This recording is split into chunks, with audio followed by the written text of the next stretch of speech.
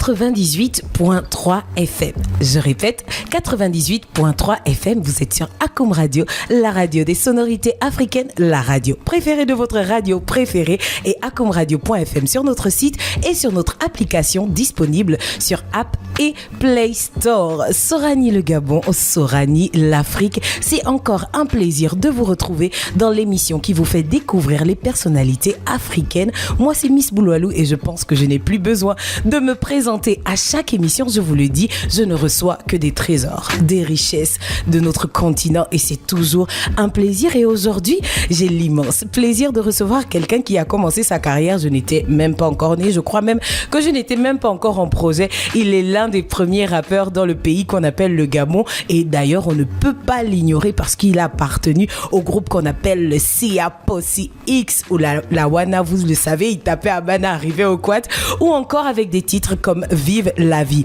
Il est l'artiste à qui on doit dire ok à chaque fois qu'il parle. Il me dira ça d'ailleurs tout à l'heure. Pourquoi on lui dit ok? Il est toujours au top et lui, il n'est pas une affaire classée auprès de Wally. Si vous ne l'avez pas compris, aujourd'hui, j'ai le plaisir de recevoir N'Jassi N'Jas, l'efficace. N'Jassi N'Jas, bonjour. Bonjour. Comment que tu vas? Ben, ça va très bien. Je suis impressionné par la présentation que tu viens de faire. Oh, comment ça? Là, je n'ai même rien dit. Là, oh là là, c'est juste quelques lignes. Tu dis des choses sensées en mettant mes titres à l'intérieur des titres des chansons et tout ça. C'est fort.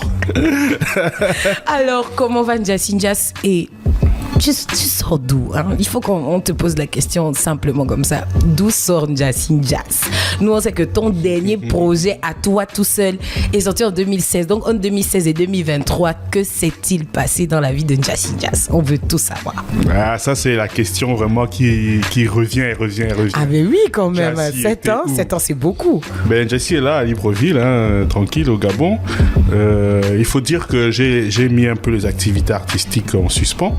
Et voilà, quoi, je m'occupais de ma petite famille, de ma femme, de mes enfants, des choses courantes de la vie. Donc la musique était un peu de côté, mais évidemment, j'avais toujours à l'esprit des sonorités, des mélodies, des inspirations. Il fallait juste attendre le bon moment pour entrer en studio et c'est ce que je suis en train de faire en ce moment. Et c'est cette entrée au studio qui nous amène à Wami, en collaboration avec Magenta? Effectivement. C'est quoi? D'abord, c'est quoi l'histoire? Déjà, on a vu que c'est un hommage à Ondeno Rembieno et il est d'ailleurs avec vous sur le titre aussi. Mais comment est-ce que ça a démarré?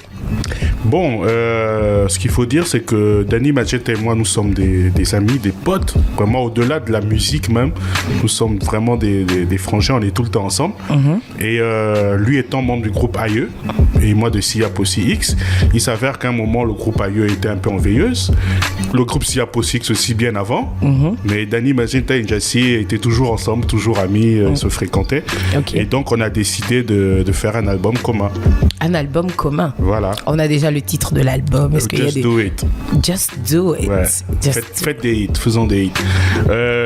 Just do it, donc avec H-I-T. Avec H-I-T. Ok. C'est vrai que ça fait un clin d'œil à ce que tu connais par rapport à Nike, mais ça c'est pour les hits. Ok. Et donc Magenta et moi, nous sommes sur un projet d'album commun. Le premier single qu'on a fait s'intitule effectivement Just Do It. Et le deuxième, c'est donc Awami avec le grand Ondeno. Pour la petite histoire, on n'a pas calculé, c'est venu tout seul. Lui et moi, on était au restaurant et puis on discutait d'un autre album, des producteurs avec lesquels on va travailler parce qu'on a envie de faire un album vraiment coloré où beaucoup de gens vont intervenir. Et pendant qu'on discutait de ça, la chanson Awami passait à la radio. Il la connaît, je la connais, tous les deux on l'aime et donc on écoutait. Et puis je lui ai dit mais ça c'est bien, tu vois pas que ça swing un peu et tout. Il me dit ouais, mais on peut reprendre ça. Il dit oui, pourquoi pas, ça c'est une bonne idée ça. Et c'est comme ça que c'est venu, on a décidé d'aller vers le grand frère Ondeno Rembieno pour lui demander l'autorisation de pouvoir reprendre sa chanson. En toute honnêteté, on ne pensait même pas qu'il la chanterait avec nous. Pour nous, l'idée était juste de reprendre sa chanson. Mais quand on lui a parlé de ça, il nous a dit moi-même je viens chanter avec vous, on va au studio. Et on était très contents. Merci encore. On a vu toute cette belle coloration, mais de quoi est-ce que parle Awami pour quelqu'un qui ne connaît ni le titre culture d'origine, ni qui ne comprend ni le Mienné. De quoi est-ce que parle Awami? Voilà, nous aussi, on ne savait pas. Hein. On écoutait la chanson, on l'aimait comme ça. On est un peu comme ça, tous ces Gabons. Quand on est allé voir le grand pour collaborer avec lui, on lui a demandé naturellement ce que signifie Awami. Et Awami, c'est mes enfants. Ok. Voilà. Le titre littéral, en français, on va dire traduction littérale, c'est mes enfants. Et donc, à l'intérieur de la chanson, dans le texte, en fait, il prodigue des conseils aux jeunes d'éviter la drogue, d'éviter la violence, etc. D'ailleurs, son clip à l'époque, on voyait les noces de l'époque qu'on appelait les Cool Mongers. Et donc, ça montrait un peu des scènes de violence, d'agression et tout. Et le titre, donc, c'est mes enfants. Et le contenu, c'est des conseils. Pour les conseils, il y a un conseil de Magenta là qui m'a marqué. Lequel? Qu'on ne twerk pas en tenue. Petite, en tenue scolaire, on ne twerk pas. Ouais. Alors, ça fait quand même plus de 20 ans que tu es dans le monde de la musique. Tu es dans le monde de la musique et tu rentres avec le rap. Est-ce que quand j'écoute ta musique en fait et quand j'écoutais tout le projet, toutes tendances confondues, est-ce qu'on peut dire que c'est ça en fait ton univers musical à toi personnellement? Oui, en fait au début avec mon groupe Sia Posé X, j'étais absolument et complètement rap, on va dire, vraiment puriste. Donc on était hardcore aussi, il faut préciser. Puriste, hardcore, puriste, hardcore. Donc on était dans ce contexte-là. On écoutait NTM, on écoutait Ministère Amer, on écoutait Public Enemy, NWA. Donc tu vois un peu vers quel genre de rap dans quel genre de rap on était. Et en 2001, quand Sia Posé X a fait sa pause, due aux études, parce qu'en réalité c'est à cause des études que Sia Posé s'est arrêté. Quand on a commencé à obtenir les diplômes, certains ont voyagé, etc. C'est comme ça que le groupe s'est arrêté un peu. Et c'est à ce moment que je décide de faire pas une carrière, je décide de faire un album seul. Parce qu'en réalité, je me projetais pas en termes de carrière. Je m'étais dit, le groupe est en veilleuse, moi j'ai envie de rapper encore, j'ai encore envie de rapper. Donc je fais un album seul. Et d'ailleurs, pour la petite histoire, la plupart des musiques de mon album ont été faites par Double P de Sia Posé X. Donc les gars étaient avec moi, ils étaient autour de moi quand je faisais cet album. Mais je faisais un album de Sia Posé. J'ai envie de dire que je faisais un album Sia Posé seul. Wow. Ça veut dire que j'étais dans le contexte Sia Posé, dans la logique Sia Posé, dans les textes Sia Posé. Et quand c'est sorti, l'accueil était mitigé. Les gens aimaient bien. Ouais, Jussie rappe bien, c'est pas mal, c'est engagé et tout. Mais ce qui revenait toujours, c'est où sont les autres? Mais pourquoi t'as fait Lawana est où? Mais faut comprendre. Pourquoi tu es seul? C'est vrai que c'est difficile quand tu appartiens à un groupe de faire un projet. Voilà, seul. Donc ça me dérangeait pas parce que ce sont mes frangins, je les adore. Mais je me disais, mais ça sert à quoi en fait? Pourquoi j'ai fait un album seul si tout le temps on me rappelle mes frangins partout? Tu n'es pas avec la famille. Voilà. Donc du coup, j'ai dit non. Il faut que Jussie ait une identité propre pour que les gens acceptent Jussie en dehors de Sia Posé. Okay. Et donc il fallait que je fasse, que je m'ouvre un peu artistiquement pour faire des choses différentes que ce que je faisais avec Sia Posé. Et c'est comme ça que la première inspiration qui me vient pour sortir du contexte Sia Posé, c'est Wally. Oui, en parlant de Wally, à quel niveau... Et puis, en parlant de Wally, d'abord, avant que tu me dises à quel niveau de Wally, je veux savoir c'est quoi le caractère d'une fille d'Akébé. Parce que... Elle avait le sale caractère des filles d'Akébé. C'est quoi le sale caractère d'une fille d'Akébé? J'ai eu chaud avec les frangines. Mais tu sais, moi-même, je suis un gars d'Akébé. Donc on parle de ce qu'on connaît, en fait. Mais pour dédouaner mes frangines d'Akébé, franchement, elles ne sont pas les seules. Les filles de tous les quartiers sont pareilles. Mais dis-nous, c'est quoi le caractère? Peut-être qu'on peut se retrouver là. C'est juste que je voulais faire rimer déjà bébé avec Akébé.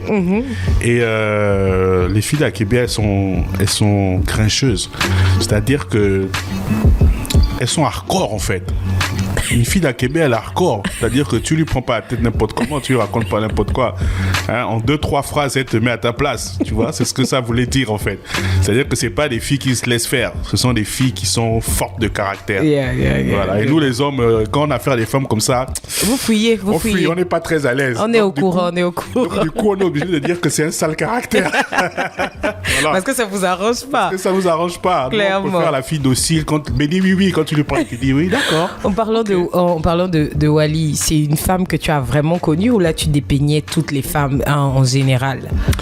Faut dire que Wally, c'est un mot, c'est un prénom déjà du Otokwe, qui vient du mot Owali, qui veut dire la beauté. Et donc, comme j'étais dans mon sujet, je parlais d'une fille belle qui me faisait ça dur parce que je draguais, elle voulait pas. Et l'inspiration que j'ai eue, c'est de l'appeler Wally, tout simplement. Donc, j'ai créé ça comme ça, en fait. Donc attends, la fille a vraiment existé ou pas? L'histoire a vraiment existé avec une fille qui ne s'appelait pas du tout Wally. Maintenant, pour parler de cette histoire, j'ai remplacé, je vais te dire le prénom de cette fille, c'est Pamela. J'ai remplacé son prénom par Wally, mais elle s'est reconnue, rassure-toi. Dès que le titre est sorti, elle a écouté. Elle m'a dit, ah ouais, monsieur, comme ça on parle de moi dans les chansons. et du coup, finalement, elle a changé de comportement, Wally, ou pas? Non, mais après, dans la chanson, il y a une phrase mythique qui résume tout et qui répond à ta question. Mais tu me connais, l'efficace, je lâche pas l'affaire. Ah, ok. Donc, Wally m'a fait marcher, mais j'ai fini par l'avoir, rassure-toi. Oh, ok. Donc, c'est une affaire classée. L'affaire est classée. L'affaire est classée. Parlons d'un titre qui est sorti il y a quelques mois, Ngwata. Oui, avec Prudence. Ngwata, j'ai remarqué que tu as beaucoup de collaborations avec des artistes du monde tradi moderne qui chantent en langue. Est-ce que c'est quelque chose qui te tient à cœur? Et dans ta remarque, tu devrais ajouter que surtout avec des femmes. Bon, je me suis dit, on met ça du côté du fait que tu sois hétéro. Je le dis, en fait, c'est dans la logique de ce que je te disais tout à l'heure, de faire différent, d'aller vraiment dans d'autres choses. Tu sais, à l'époque, quand j'ai chanté avec Stéphanie Afen, Wally en question, le monde du rap n'a pas compris. Moi, comment tu l'as vécu? Tous mes frangins, là, parce que tu connaissez, les rappeurs, là, les Baponga et tout ça, je vais dire leur nom, il n'y a pas de problème, même Dani Mazenta, ils m'ont dit, mais toi, tu fais quoi comme ça? Parce qu'à l'époque, le rap, c'était vraiment le truc... Oui. Et quand on écoute même des textes à toi aussi, vous étiez hardcore. Voilà, c'était dur, hardcore, engagé. On était dans le contexte vraiment du fight. Oui. Et puis moi, j'arrive à parler d'amour de Wally avec une mélodie et je vais chercher une chanteuse de la variété. Waouh. Ce qui n'était pas courant. Ouais, qui n'était pas courant. Et en plus, ce que j'aime, c'est que tu fais une collaboration entre le rap et de la musique de variété pour en faire un titre aussi intergénérationnel. Parce que c'est quand même Stéphanie Afen, tu es plus jeune qu'elle, et puis ça mélange les générations. Est-ce que c'est pas difficile? Parce que quand tu viens d'un milieu aussi hardcore, est-ce que après tu n'as pas perdu confiance à un moment donné? Ça a été très difficile et j'aurais pu douter à plusieurs moments. Parce que comme je te disais, les gens de mon milieu, du milieu hip-hop, avaient rejeté la chose, ça je te dis clairement. Et je disais, les gars, mais à l'époque, il y a eu LL Cool J avec I Need the Love, rappelez-vous. Donc je ne suis pas le premier à parler d'amour dans du rap, calmez-vous. Et c'était pas facile, mais j'ai tenu bon et j'ai continué dans ce registre pour l'imposer. Et donc ils ont fini par accepter et d'ailleurs beaucoup m'ont suivi. Ah oui, mais parce qu'aujourd'hui d'ailleurs on écoute beaucoup plus d'afro, beaucoup plus de musique avec notre coloration musicale. Voilà. Et du coup, c'est comme si tu étais en avance sur ton temps. Disons que j'ai osé, parce que je pense que n'importe qui aurait pu le faire, mais les gens n'osaient pas, parce que ils savaient que ça passerait pas. Mais moi, j'ai osé. Je me suis dit, et je savais que j'allais prendre des coups par rapport à ça, mais je me suis dit, tant pis, c'est le prix à payer pour avoir l'identité artistique Njassinjas. Et donc, j'ai osé. Ça veut dire que Njassinjas, lui, en fait, c'est pas forcément un rappeur.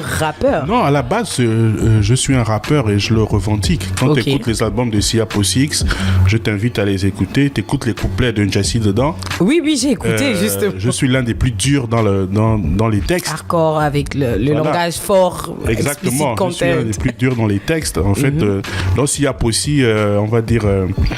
pas le clash, le défi se passait beaucoup entre Lawana et moi, au niveau de l'écriture et même du flow. Donc j'étais très rap, mais vraiment à fond. Mais j'ai eu la lucidité de me dire que si je veux avoir une carrière solo, si je veux faire de la musique tout seul, et qu'on oublie un peu Sia Posix, il faut que tu sois authentique. Il faut que je sois authentique, il faut que je fasse ce que les autres ne font pas. Wow, et tu es parti de la gauche directement. Donc j'ai traversé R&B, zouk, tradi, moderne, variété, je suis allé dans tous les sens. Et d'ailleurs... Et puis après, je pense que c'est normal quelque part, parce que même quand j'étais déjà avec Sia Possi, rappeur hardcore engagé, etc., moi j'écoutais de tout. Okay. J'écoutais les slows de l'été, j'écoutais le R&B, j'écoutais le zouk. Mon père adore la rumba, j'écoutais la rumba. Donc j'avais déjà la culture. Une très bonne influence musicale. J'avais déjà une très large influence musicale. Tu n'étais pas genre je rappe, je n'écoute que du rap. Non, d'ailleurs, moi quand je conduis dans ma voiture, j'écoute pas de rap. Quand je conduis en général, j'écoute la rumba, j'écoute du zouk. Voilà. Moi je suis convaincu que le rap c'est pas le genre de musique qu'on écoute au volant, parce que voilà. On peut vraiment facilement se discuter avec quelqu'un au volant. C'est agréable, hein. En week-end, tu baisses tes vitres, tu mets le rap à fond, c'est agréable. Ouais. Mais ça, je le fais si je suis avec un pote ou deux potes qui aiment aussi le rap. Mais quand je suis seul, j'écoute pas du rap, parce que moi-même, j'en fais déjà. Je passe du temps au studio à en faire. C'est tellement mon monde qu'à un moment donné, j'ai envie de me détacher de ça. Ah, ok. Voilà. Dans toute tendance confondue, c'est justement ce qu'on écoute. En fait, il y a beaucoup de folklore, afro, il y a du mélange, du rap. Excuse-moi de t'interrompre, mais d'où le titre TTC, toute tendance confondue. Et franchement, quand j'ai écouté cet album-là, c'est vraiment toute une balade. Il y a des collaborations avec tout type d'artistes, comme Prince qui est là, par exemple. Ouais. Vraiment, il y a vraiment beaucoup de bonnes choses. Et tu gardes quand même ton côté authentique, comme un rappeur qui passe toujours des messages, comme dans Petit Frère ou encore Petite Sœur, où tu dis petit, le soleil brille pour tous. Qu'est-ce que ça veut dire? Ça veut dire que, en réalité, et moi le premier, c'est facile de... Et avec Si, on faisait beaucoup ça. C'est facile de se plaindre et de dire que c'est la faute des autres si on ne réussit pas telle ou telle chose. Mais en réalité, il faut se remettre en question d'abord soi-même. Parce que quand je dis le soleil brille pour tous, ça veut dire que quand tu te lèves le matin, que tu sors de chez toi, le soleil qui est au zénith là, il brille pour tout le monde pareil. Donc celui qui est à côté, qui se bat et arrive à faire de l'argent, arrive à trouver un travail, il est comme toi. Il est comme toi. Donc la question que tu dois te poser, c'est pourquoi lui il peut faire et pas moi. Ouais. Donc le soleil brille pour tous, ça veut dire que les opportunités sont là pour tout le monde. Les opportunités sont là pour tout le monde. Il faut se battre, il faut se donner une chance de réussir. Et Petite Sœur, la thématique de Petite Sœur, tu parles des jeunes filles qui se prostituent pour avoir de l'argent et tout ça. Et aujourd'hui, justement, avec tout ce qu'on a déjà vu sur les réseaux sociaux, est-ce que tu penses que la réalité est pire aujourd'hui? Oui, à notre époque, moi je sonnais déjà l'alarme par rapport à ce genre de texte, etc. Et je pense que c'est des choses qui ont toujours existé et qui vont toujours exister, mais il y a des degrés. Là, aujourd'hui, ce que je vois les petites sœurs faire là, et que j'entends, et puis avec les réseaux sociaux, ça s'amplifie parce que maintenant on a des vidéos et tout qui sortent. Moi, ça me fait flipper, j'ai peur. Je me dis que, pour répondre à ta question, c'est vraiment pire, c'est bien pire, et même chez les garçons. Ouais. Et même chez les garçons. Bon, je ne veux pas être pessimiste, faut toujours garder de l'espoir, mais la réalité est que nos petites sœurs, mes petites sœurs aujourd'hui, sont capables de faire des choses que les copines que j'avais à l'époque ne pouvaient même pas penser une seconde faire. Voilà quoi. Est-ce que tu penses qu'on a notre part à jouer dedans? Parce que si je garde sur la vision du soleil brille pour nous tous, est-ce que tu penses que ta génération a peut-être... Il y a quelque chose qui a changé. Qu'est-ce que tu penses qui a changé? Bon, après, c'est comme tu dis, c'est une question de génération. Comme on dit, autre temps, autre mœurs. Peut-être que nos parents nous trouvaient, nous, bien pires qu'eux. Ouais. Tu comprends? Voilà, nous trouvaient bien pires qu'eux à leur époque. Et donc, nous, à notre tour, nos enfants, on les trouve pires que nous. Et peut-être que c'est logique, quoi, que ça va avec les codes du moment. Mais n'empêche qu'il faut quand même attirer l'attention des uns et des autres et demander de faire attention. Parce que nous, on a l'expérience. Nous, on est passé par des choses que eux, ils n'ont pas encore vécues ou qu'ils sont en train de vivre. Donc, on peut leur dire que, attention, le chemin, là, quand tu passes là, c'est bad. Devant, là, il y a un caniveau, tu vas tomber dedans. Donc, fais gaffe. Alors, parlons de génération, justement. Tu as quand même commencé ta carrière dans les années 90. On est déjà à plus de 30 ans, quand même. C'est ça, non? J'ai précisément écrit mon premier rap en 1989. Ouais. Il s'appelait Fly Girl. Ok. Donc, si vous vous sentez bébé, là, tout de suite, comme moi, c'est pas grave. Maintenant, discographiquement parlant, la première chaque fois que je rentre en studio pour sortir une production, c'est avec CIA Possi X. Parce qu'à l'époque, c'était pas CIA, c'était CIA Possi X. Et c'était en 1991. On a fait une cassette intitulée Magouille, produite par le CCF de l'époque. Ouais, Magouille, le titre Magouille qui est le fruit d'une embrouille. D'ailleurs, j'ai la doc et tout. J'ai bien informé. Hein. Ah là là, j'étais obligé. J'étais obligé. Mais c'est bien, parce que ça veut dire que tu fais bien ton travail. Le cabaret des artistes, c'est toute une histoire avec le cabaret des artistes. Je ne vais pas donner le nom du monsieur, mais en tout cas, Magouille, je pense que quand j'ai écouté vos titres, je pense que c'est l'un des titres les plus hardcore. Là, vous n'avez mis aucun filtre, je pense, sur ce titre-là. C'était brut, cru. C'était violent. Et du coup, justement, en parlant du rap de cette époque-là, en 1991 et aujourd'hui, en 2023, est-ce que tu te retrouves dans le rap d'aujourd'hui? Est-ce que tu trouves qu'il y a les bases? Parce que j'entends souvent des puristes dire que les enfants ne rappent pas aujourd'hui, ils font juste de la musique, du zouk et tout. Mais est-ce que dans le rap aujourd'hui, toi, en tant que rappeur, à la base, est-ce que tu te retrouves? Est-ce qu'il y a des artistes, par exemple, de la nouvelle génération que tu écoutes aujourd'hui? Bon, mais il y a très peu de rappeurs actuellement, en réalité.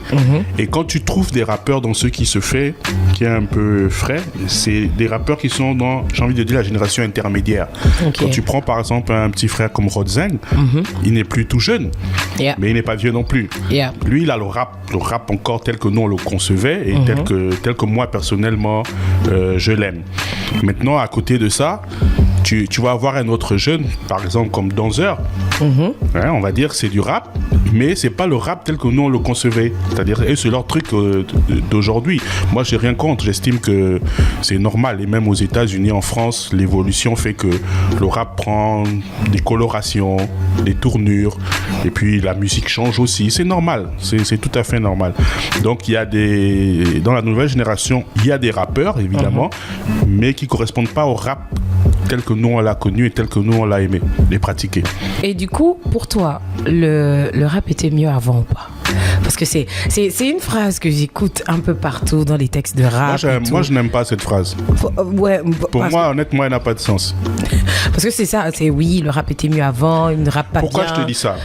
Pourquoi elle n'a pas de sens, cette phrase? Parce que le rap, c'est une musique qui se veut vraie et qui retranscrit, enfin, qui dépeint la société telle qu'elle est en instant T.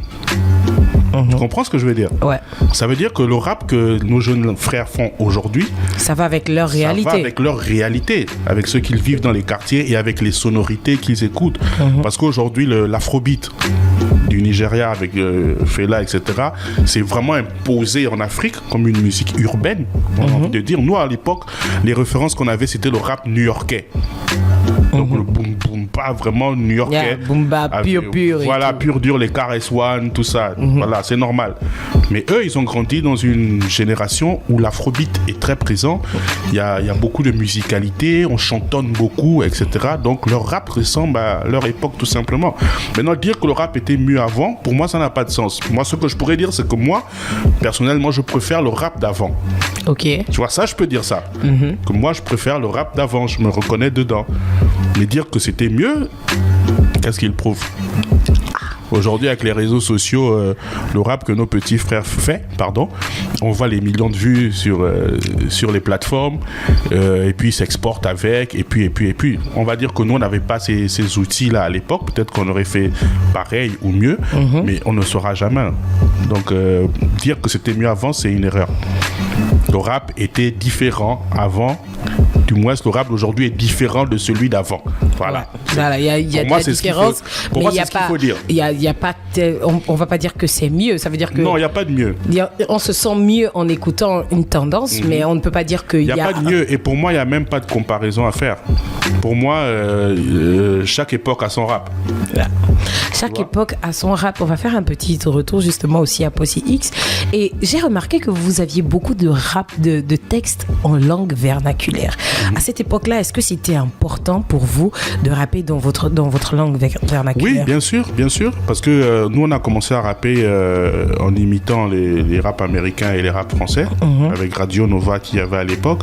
Donc on reprenait beaucoup les textes, on copiait un peu les textes, on changeait quelques phrases ici et là, mais on s'est vite aperçu que pour avoir notre rap à nous, si on veut être différent, il faut qu'on utilise nos langues vernaculaires, parce qu'au moins ça nous ressemble et c'est pour nous. Et d'ailleurs avec Siap aussi, on avait créé un mot, Wentek, qui venait de la jonction de Panouin et Teke. Donc on a enlevé le ouin et puis on a pris le tek, on a collé, parce que dans le groupe il y avait des fans et un Teke, et c'était dans le souci de justement valoriser nos langues vernaculaires et dire que c'est du rap gabonais. Oui, et est-ce que, par exemple, dans l'échange entre vous, justement, entre Fan, Teke et tout, est-ce que ça veut dire qu'entre vous appreniez les langues? Oui. Okay. Et on avait un Wentek, c'était le nom qu'on avait donné, ce qu'on appelle aujourd'hui Otoli Bangando, on va dire. Okay. Aussi à POSIX, notre jargon du groupe interne, c'était Wentek. Okay. Et dedans, on utilisait le français mélangé au Fan et au Teke, donc on s'apprenait. Donc ça veut dire que tu comprends un peu le Fan? Bien sûr. Ma femme est Fan, mes enfants sont tous Fan. Moi, j'ai le Gabon chez moi, le nord et le sud. Ça c'est très bien. Donc du coup, avec Sia, vraiment, on avait poussé la chose à un point où on pouvait parler entre nous devant les gens et ils comprenaient rien. Ils comprenaient rien. Voilà, parce qu'on pouvait te faire dans une phrase, il y a deux mots Fan, un mot français et puis un mot Teke, et il n'y a que nous qui comprenons ce qu'on dit. Wow. Voilà. Non, ça c'est très bien, parce que après aujourd'hui on est beaucoup plus mélangé avec l'anglais, le français. On voit très peu d'artistes qui mettent en avant leur langue vernaculaire. Est-ce que tu penses que ça contribue aussi un peu à la perte de nos langues aujourd'hui? Oui. Oui, malheureusement, il faut qu'on les utilise de plus en plus. Je vais te dire, moi, jusqu'à mes 18-20 ans, je ne parlais pas un seul mot de ma langue vernaculaire. Ah bon? Je ne vais pas te mentir, je n'en voyais même pas l'utilité. Pour moi, j'allais à l'école, il fallait que je maîtrise le français, que j'apprenne l'anglais. Et qu'est-ce qui s'est passé? Parce que je trouvais que c'était ça qui m'était utile. Ok. Pour moi, ma langue vernaculaire ne me servait à rien, à part quand je vais au village, peut-être parler avec ma grand-mère. Et c'est grâce à la musique que j'ai eu envie d'apprendre ma langue vernaculaire. Parce que mes potes dans Sia POSIX, eux, ils maîtrisaient tous le Fan parfaitement. Et donc, quand on se disait que la chanson là, on va la faire en passi, on va la faire en langue vernaculaire. Donc, du coup, j'étais obligé d'aller faire des recherches. J'appelais mes cousins, mes oncles, on dit comment tel mot, etc. Et puis, j'écrivais comme ça, ils m'apprenaient à prononcer. Et par la force des choses, j'ai eu la volonté d'apprendre et aujourd'hui, je parle. Voilà. Parlons des textes. Est-ce que tu t'écoutes? Ça veut dire, est-ce qu'il t'arrive genre des matins? Donc tu n'écoutes pas. Donc la musique que tu faisais il y a 30 ans, tu n'écoutes pas. Mais la musique que j'ai fait même hier, le lendemain, je n'écoute pas. J'ai horreur de ça. C'est un truc. Pourquoi tu as du mal à t'écouter? Oui, en fait, quand je m'écoute, je n'écoute que des erreurs. Ouais. C'est-à-dire, quand j'écoute, je me dis... C'est genre l'esprit perfectionniste. Oui, j'aurais dû faire ça comme ça, j'aurais dit tel mot comme ça. Non, à la place du mot, là, j'aurais dû utiliser tel mot. Donc, c'est assez gênant, tu vois. Ouais, Mais évidemment, et puis tu passes beaucoup de temps au studio à enregistrer, à réécouter si c'est bien, etc. Une fois que tu es sorti de là, personnellement, moi, une fois que je suis sorti de là, j'oublie. Tu oublies complètement tout. Oui, je me dis que le morceau est bouclé. Maintenant, je vais faire la vidéo. Après, quand je boucle la vidéo, je la regarde une ou deux fois. Après, je la mets aussi de côté et je dois passer à un prochain projet. Mais du coup, quand tu dois faire la promo, parce que c'est que quand on est en promo, il faut beaucoup parler du titre. Il faut souvent, tu vas en radio, on play le son. Est-ce que... Mais là, je suis obligé. En fait, j'ai pas le choix. Je n'ai pas le choix. Je suis obligé. Donc tu as un petit côté perfectionniste. Donc, Jacinthia, c'est un petit côté perfectionniste. Donc, on va parler de toi hors scène, hors musique, parce qu'il y a beaucoup de temps que tu passes hors musique et on ne te voit pas. Du coup, moi, je veux te demander, qu'est-ce que tu fais en fait quand tu n'es pas Jacinthia? Parce que quand on enlève l'artiste. Ben, quand je suis pas Jacinthia, je m'appelle Ayebe Steve Olivier. Et j'ai une très grande famille, donc je fréquente ma famille. J'ai les frères, j'ai les sœurs, tout ça. Et j'ai fait des études. Je suis arrivé à un certain niveau. Bon, on va pas entrer dans les détails, c'est pas nécessaire, je pense. Et puis je travaille à... je travaille à un endroit qui est très en vue en ce moment. Vaut mieux que je rentre pas dans la polémique là, parce qu'on va me taper sur les doigts. Heureusement, on n'est plus à l'heure du mode avion, donc voilà. Donc, du coup, voilà, j'ai un boulot. Voilà, tu as une vie normale, si on peut dire. J'ai une vie normale, même si moi, la vie artistique me rattrape tous les jours. Dans ma vie normale tous les jours. Oh, Jazz. Ouais, voilà. La photo. Oui, voilà. Mais sinon, je suis un Gabonais ordinaire comme tous les autres, hormis la musique.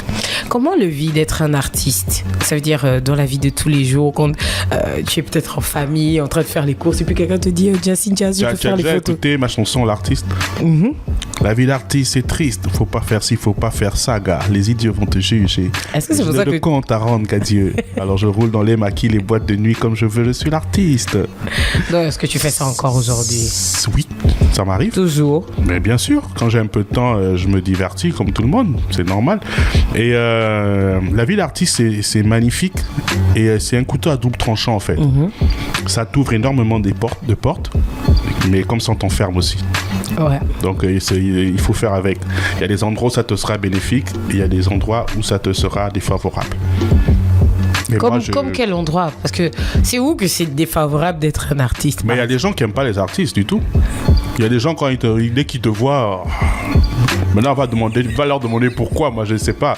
Moi, je ne sais pas. Mais moi, j'ai déjà été confronté à des situations, très peu, hein, mais c'est quand même arrivé, où j'arrive dans un endroit public, j'ai besoin d'un service pour lequel je vais payer, évidemment.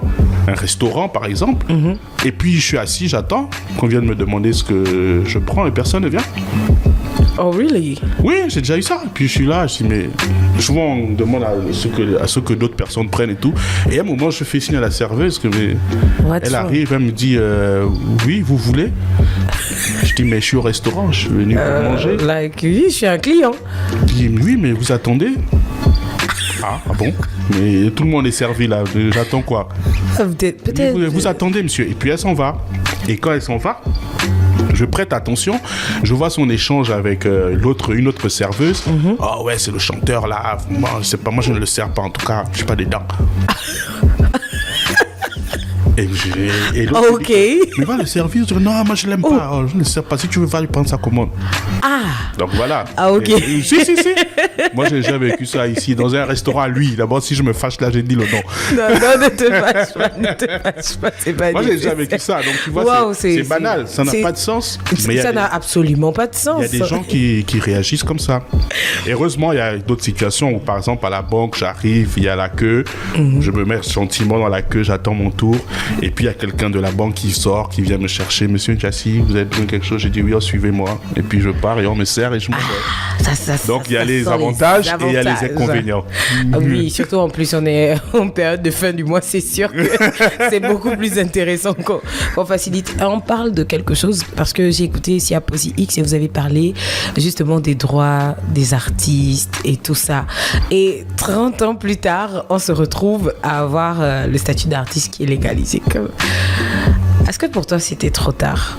Non, il n'est jamais trop tard. Ok. Il n'est jamais trop tard pour bien faire.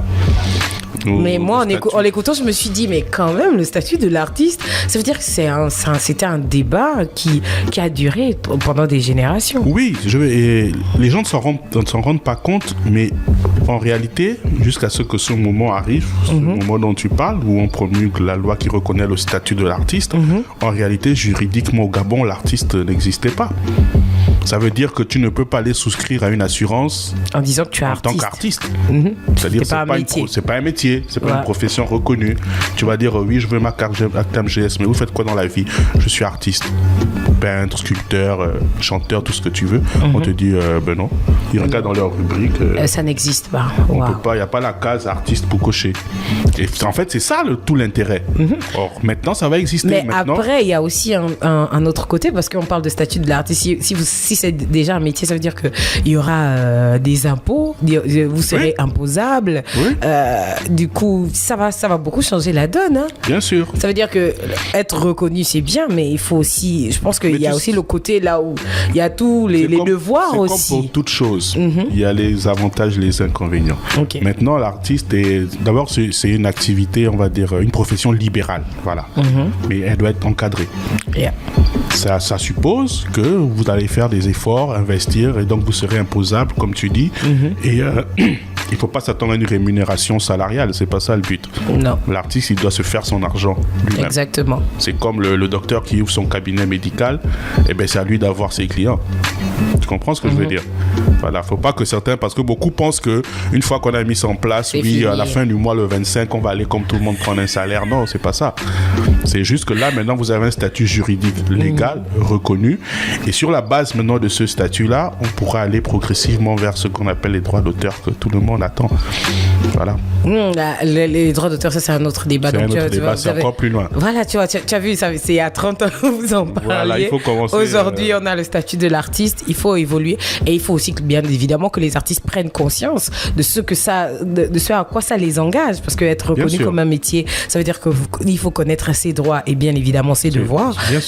C'est très important. Parlons de droits et de devoirs. Njassi Ndias est marié, père de famille. Est-ce que c'est... Je ne suis pas encore marié. Ah, tu n'es pas encore marié. Je ne suis pas encore marié, mais ça ne saurait tarder. Ah, c'est vraiment la phrase d'un bon Gabonais. Un bon Gabonais. Mais je suis Gabonais, toi aussi. Un Teke Obamba, un gars du G2. Franchement. et du coup, tu es Teke Obamba et tu es grand de taille comme ça, il faut nous dire. Parce que souvent... Non, mais les Obamba sont grands de taille. Ah, ce sont les Teke qui sont grands. Ah, ok. Là, tu me fais parler mal de mes oncles. Ils vont me taper dessus. Alors, vous n'allez pas dire que c'est Miss Boulalou qui a dit ça. Ce sont les Teke qui sont assez petits de taille, mais les Obamba, c'est les grands guerriers. Ils sont grande taille. Mon père est Obamba, ma mère est Teke. D'accord. Ok, Obamba, Teke. Laquelle des langues tu parles le plus et laquelle tu apprends à tes enfants? Honnêtement, je ne saurais te dire laquelle des deux je parle parce que je mélange les deux. Moi, je suis perdu entre les deux. C'est vrai parce qu'il y en a qui arrivent à faire la différence. Oui, il y en a qui arrivent, mais moi, j'arrive pas. Des fois, quand je te dis un truc, c'est mes parents qui me disent là, tu as parlé en Obamba. Et des fois, on dit, mais toi, tu parles le Teke finalement. En fait, c'est des langues similaires. Je pense même que c'est la même langue. C'est un peu comme le Guissir et le Pounou. Très bien. Ça se ressemble. Tu as tout résumé. C'est exactement ça. Ça se ressemble. Comme le Pounou et le Guissir.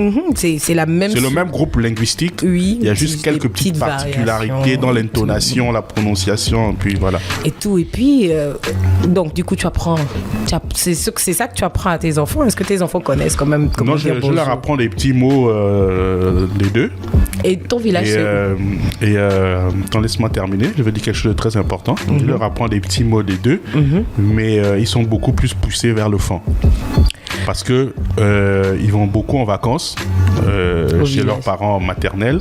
Et tu sais comment sont nos frères là-bas. Nos frères fins, chez les fins. Eux, c'est matin, midi et soir. Ils mangent la langue. On ne parle que le fin. J'ai une copine. Moi, j'ai appris un peu de fin chez une copine. Parce que son père, il est Vili, mais sa mère est fin. Mais quand tu arrives dans leur maison, tu as l'impression que c'est une maison de fin. Voilà. Parce qu'on ne parle que le fin dans la maison. Et je me souviens, quand elle a su que j'avais du sang, elle m'a dit, en tout cas, si tu es fin, c'est que tu vas apprendre aussi. Donc, du coup, ils sont un peu plus avancés côté fin. Et est-ce que c'est bien comme ça? Ça me dérange pas. J'essaie de rattraper le coup en est-ce disant que toi, tu les amènes au village aussi, est-ce que tu les amènes au village? Si, je les ai emmenés déjà. Malheureusement, moi, tous mes grands-parents sont décédés. Et donc, c'est assez difficile d'aller au village pour ne voir personne, quoi, en fait. Déjà, ton village, c'est où? Alors, du côté de ma mère, c'est Ongia. C'est après Oskama. Et du côté de mon père, c'est Obori. C'est juste avant Aboumi. C'est vraiment à la frontière du Congo là-bas. Nous, on a un côté un peu congolais. Non, c'est clair. Tous les gens du sud, dès que tu prends le sud, les Pounou, toute la ligne jusqu'à l'est, tout ça là, on est congolais. De mon village, tu vois la frontière du Congo à côté. Et des fois, nos frères congolais viennent en moto et tout dans le village. Waouh! Voilà quoi. Ça doit être très beau de voir tout ça. C'est beau. Et du coup, pour toi, quelle est la place de la tradition dans ta maison? En toute sincérité, le rapport que j'ai avec la tradition est artistique. Ok. C'est la musique. En toute sincérité. Donc, j'en écoute beaucoup et je me renseigne auprès de mes aînés, de mes oncles, etc. sur certaines pratiques, mais je ne suis pas initié à quoi que ce soit. Ok, après quand on parle de tradition, on parle pas forcément d'initiation, on parle surtout de la transmission des valeurs et on parle de tout ça, donc ça veut dire que... Non, ça si c'est ça, j'ai reçu et je transmets, t'inquiète pas. Ok, d'accord. Est-ce que c'est important parce que de la place dans ta maison, ça veut dire que... Mais en fait, nous sommes des Africains, on a des valeurs qu'il faut qu'on retrouve, parce que si on ne s'appuie pas sur ça, on sera perdu, malheureusement. Et par exemple, pour le mariage... Moi, je conçois que le mariage traditionnel est le mariage qui est important. C'est le nôtre, en fait. C'est le nôtre. Et on doit le faire, et bien. Tu as déjà pris la liste. Ah, c'est les fins. Il faut déjà calculer le nombre d'années, le nombre d'enfants et tout. Je ne vais pas te donner le scoop, mais tout ça là, c'est calé. Ah non, je dois être... Tu lui as déjà fait les enfants. Tu as déjà... Je prends la part de ma soeur. 3. Ah, 3 en plus. Donc, tu vas payer l'amende des 3 et tout. Il faut déjà aller prendre la liste. Non, je suis déjà allé prendre la liste. Ah, c'est bon, pardon. Faut pas... C'est ça le problème avec vous, nos grands frères. C'est que vous prenez nos grandes sœurs, vous les mettez dans les maisons, vous faites les enfants, tout. Nous, là, quand on dit d'attendre le mariage, le gars va dire que non. Nous, on a les grands frères. Il est avec sa go depuis combien d'années? Ils ont les enfants et tout. Non, faut te marier, pardon. N'est-ce pas? Parce que j'ai remarqué, hein, surtout vous les artistes, là, vous avez beaucoup les fiançailles. Il y a beaucoup d'artistes mariés. Il y a beaucoup, mais vous êtes beaucoup. Ne dis pas ça. Vous faites beaucoup les fiançages, comme on dit. Mais non, mais après, j'ai envie de te dire, c'est pas pour me dédouaner, mais moi, personnellement, je me suis toujours dit que le jour où je vais me marier, il faut vraiment que le corps, l'esprit et l'âme soient en connexion et que j'ai vraiment envie de ça. C'est-à-dire que je ne fasse pas pour faire. Parce qu'il y a beaucoup de gens qui se marient juste pour se marier. Et généralement, ils vont te faire un mois, 1 an, 2 ans ensemble et puis... Jassi, donc 3 enfants là, n'étaient pas... Non, moi là, il fallait que les étoiles sont au firmament et alignées comme je veux. Ah, c'est le diplôme. Elle a donné 3 enfants. Tu as vu? Là, c'est bon. Oh, on peut y aller. N'oublie pas de nous inviter, s'il te plaît. Moi, j'aime porter j'aime le mariage traditionnel. J'amènerai un faire-part ici. Amène le faire-part, le pain. Moi, je vais venir parce que moi, j'aime porter le pain. J'aime venir faire le boulalou au mariage à la coutume. Je vais difficilement au mariage à l'état civil, mais pour moi, le mariage à la coutume, franchement, c'est le meilleur. Super. Et j'ai une question. Pourquoi on ne te voit pas sur les réseaux sociaux? Ça, c'est une question que je me suis posée. Quand je faisais mes recherches, je me suis dit, mais le grand là, il se cache. Qu'est-ce qui se passe? Pourquoi on ne te trouve pas sur les réseaux sociaux?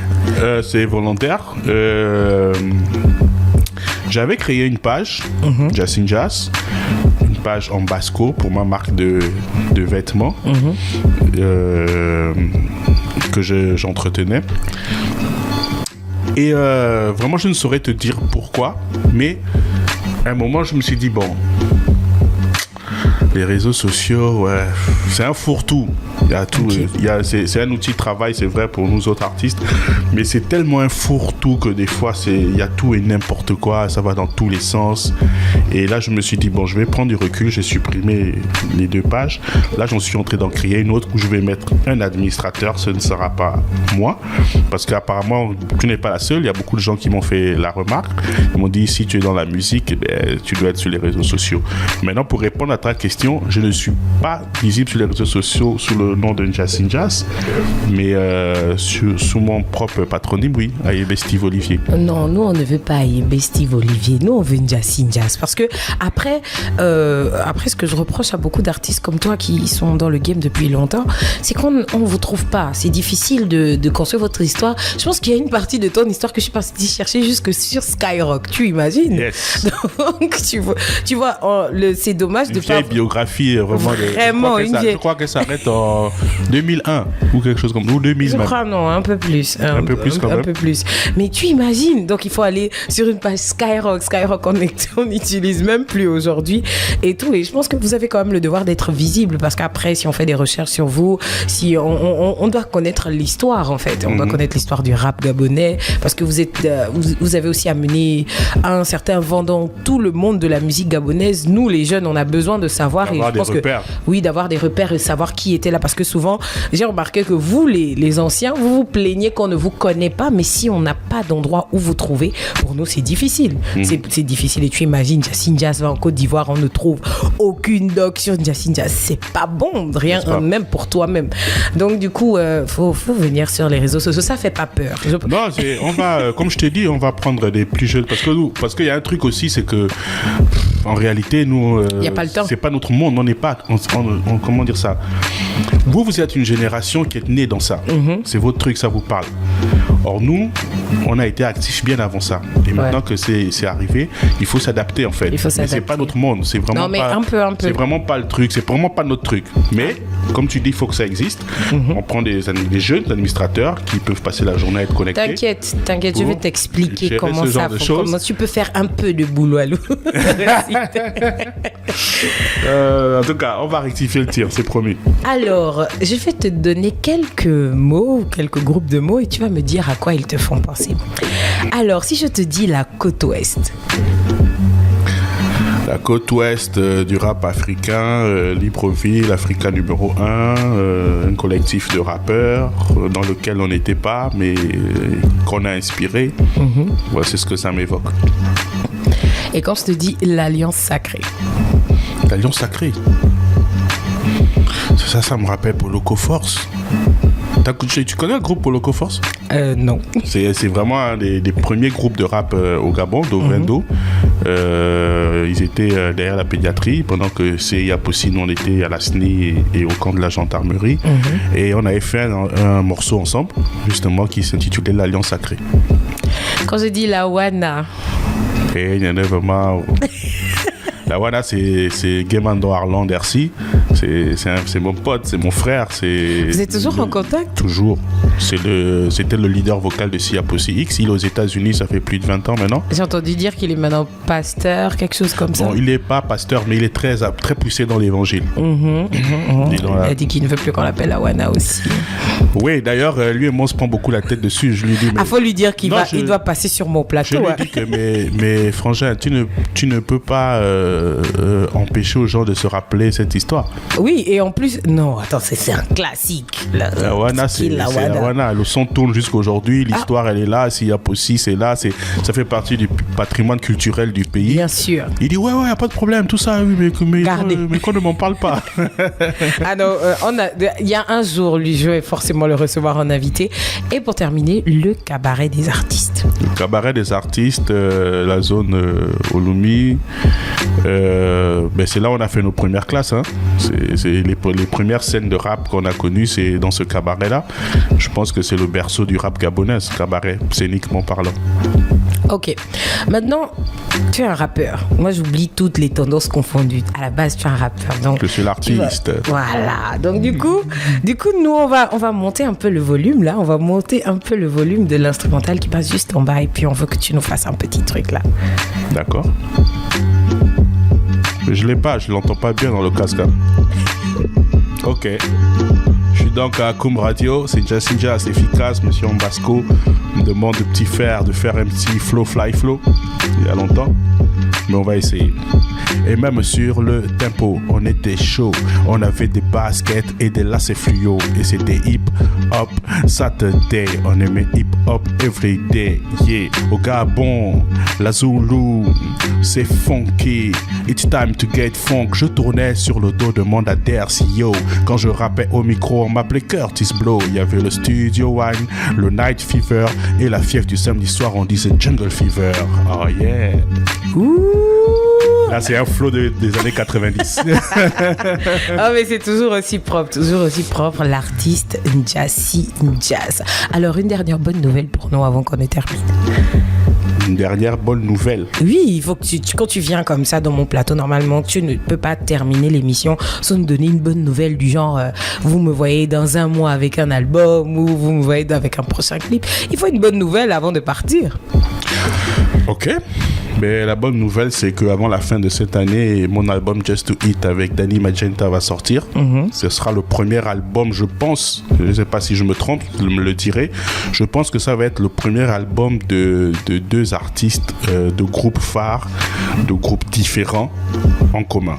c'est-à-dire Jassy de Sia Possi X, Magenta du groupe AIE, se mettent ensemble pour faire un album commun. Je ne sais pas si ça a déjà existé dans notre pays, mais en tout cas, nous, on va le faire. Et d'ici décembre, donc, il sera dans les bacs. D'ici décembre, donc nous on attend avec l'album. Mettez-nous des titres que nous on peut passer sur Akoum Radio. Nous on veut de la sonorité africaine, on veut que ça bouge. Mais Awami, ça peut passer. Oui, bien sûr. Je compte sur. Ce qui est bien, c'est que c'est toi, donc je compte sur toi. Si tu as pu rapper sur du zouk, tu as pu tout faire, donc ça va. Mais je vais te donner un scoop, tiens, parce que t'es sympa et c'est Akoum Radio. Tu connais Prudence? Oui. T'as écouté le titre Ngwata? Yeah. Ben voilà, on est sur un autre qui est un peu plus folklorique et qu'on est en train d'enregistrer au studio Cash Pro, c'est Georges Kongwa. Très bien. Et là, je vais rapper en Teke au Bamba dedans. Non, je suis trop prête pour écouter ça parce que j'aime beaucoup la musique du G2 et donc pour avoir vécu là-bas. Donc du coup, donc vous avez entendu, non? Nouvel album Just Do It, pas IT, hein. H-I-T. Donc là, il y aura que des hits. Moi, je m'attends à tube que sur des tube, hits. c'est le but. Voilà, tube sur tube, un album de Danny Magenta et de Njassi Njaz qui sera dans les bacs d'ici décembre 2023. Si ça ne sort pas en décembre 2023, je fais une publication. Je te dis déjà, oui. Njassi Njaz, j'ai le boulot à l'eau, donc toi, tu prends fais ça, tu dis Hologramme m'avait dit. Il n'y a pas de problème. Alors, c'était un plaisir pour nous de t'avoir à Akoum Radio, au mic avec Miss Bouloualou. On espère que tu reviendras avec toutes ces bonnes nouvelles là d'ici décembre pour les promos et tout. Ne nous oublie pas, nous on est avec toi et puis voilà, merci encore d'être venu nous rejoindre sur les 98.3 Akoum Radio, la radio des sonorités africaines. Moi je dis c'est la radio préférée de votre radio préférée. Donc si vous avez une radio préférée, sachez que c'est Akoum Radio, la radio préférée de votre radio préférée. Merci à Njassi Njaz. On vous donne rendez-vous la prochaine fois pour un autre invité au mic avec Miss Bouloualou.